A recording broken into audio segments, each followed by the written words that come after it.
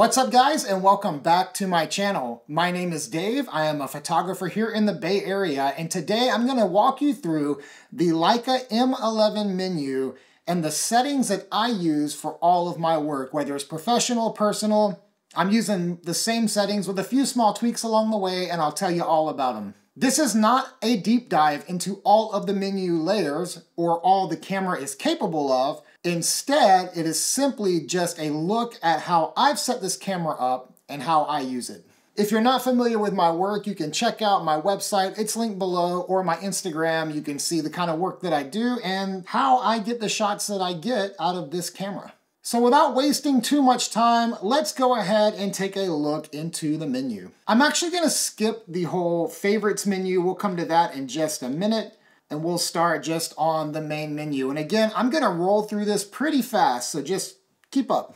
I keep my lens detection on auto because I use 6-bit lenses and I want them to show up. Drive mode, I am shooting 99% of my work just on a single frame at a time, so that's where I have it. I don't really use the self-timer. I don't find it very practical on Leica to use the self-timer. Exposure metering is an important one. I use multi-field metering just like any other mirrorless camera. I know a lot of people use the highlight weighted metering, but for me, I use multi. I find it to be probably the most universal of all of these. I have found that highlight weighted in an attempt to protect highlights can tend to bury your shadows. And if you're kind of old school and you like that film approach, of course you can use spot and center weighted. I use spot occasionally, especially if I'm shooting in harmony with my M6. Otherwise, I'm just using multi on the metering. I keep my exposure compensation a little low, typically by using this dial here on the right. But in the menu, you can see it's just set to 0. And for MISO, which is one of the dial settings on the ISO dial, I have it set to 25,000, but I don't think I've ever actually gone into it. For my auto ISO setting, I've got the maximum set to 50,000, and you can see that on here. But otherwise,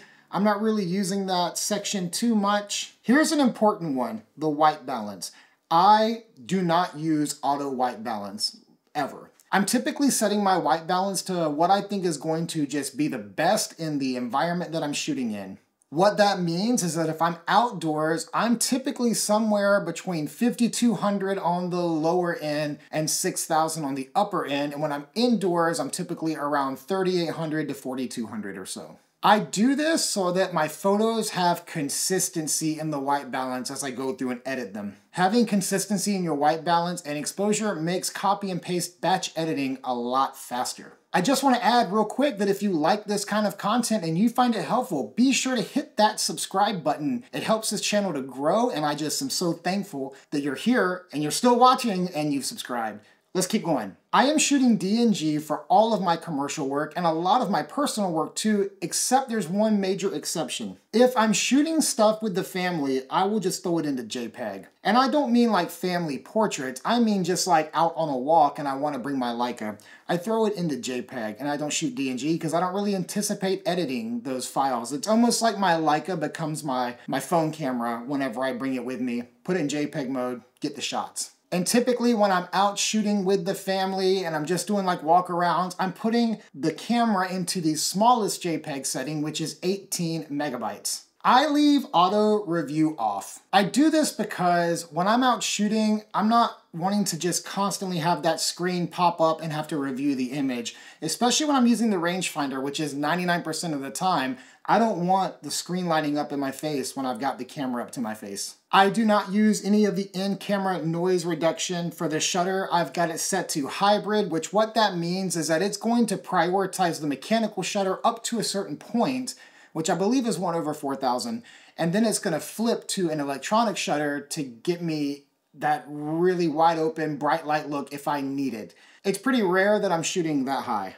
I don't really ever use flash, so flash settings are irrelevant. I do not use the digital zoom. I do not use perspective control. When I go into custom controls, if I want to show you my favorites real quick, the quickest way to do that is just switch over to the first menu press, which is always the favorites menu. You can see that I've got file format and resolution set quickly there, JPEG settings and film style, which we'll talk about in just a minute.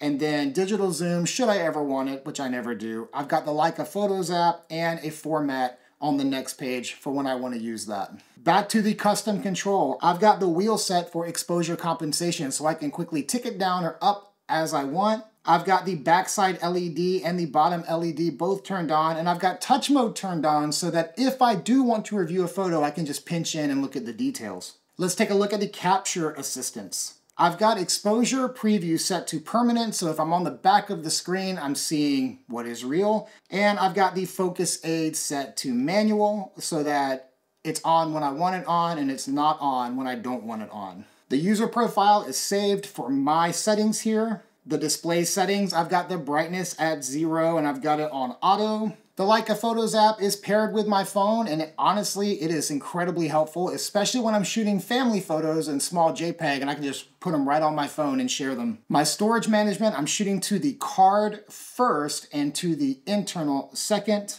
For camera settings, I keep my standby at 2 minutes and my display at 30 seconds. And let me go back over to the JPEG settings because the JPEG settings override the back screen even if you're shooting DNG. And here's what I do. I keep the JPEG film style at high contrast black and white. What this lets me do is monitor in black and white when I want to use the back screen rather than seeing color. And if I'm reviewing an image, I'm reviewing it in black and white instead of color. The reason I do this, and I've talked about this before on this channel, is because I want to see contrast more than I want to get confused by color. When you're monitoring in black and white, you only see the contrast of the image. If you plan to edit your photos and manipulate your colors, that information mostly becomes irrelevant. So you can look at your contrast, and I like to see things in high contrast because I typically remove a little contrast. So viewing it in high contrast will show me a high contrast scene and how much it's pushed. Then I can make the decision to back it off a little bit. And honestly, with high contrast black and white, I'm shooting those on to the internal memory because a lot of times they just look so good that I just use the